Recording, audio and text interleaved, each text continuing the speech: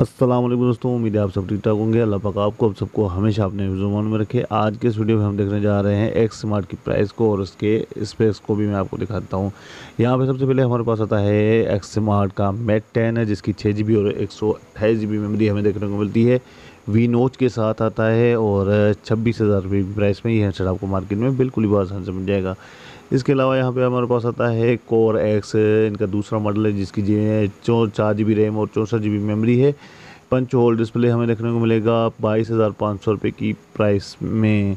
यहाँ पे एक और मॉडल देखा जाए तो यहाँ पे हमें देखने को मिलता है नोवा 7 4 GB और 64 GB मेमोरी के साथ वी नोट डिस्प्ले हमें देखने को मिलेगा। और इसके अलावा 21,500 रुपये की प्राइस में ये हैंडसेट भी आपको मार्केट में बिल्कुल ही आसान से मिल जाएगा।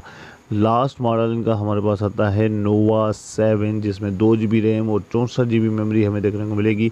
6.51 इंच की स्क्रीन है वी नोच के साथ और 18,000 रुपये की प्राइस में यह हैंडसेट आपको मार्केट में मिल जाएगा। तो दोस्तों बस यहीं तक था आज का हमारा वीडियो, और 4 मॉडल्स ही हैं इस कंपनी के हैंडसेट्स अभी तक आए हैं। तो बस यहीं तक था आज का हमारा वीडियो। अल्लाह हाफिज़।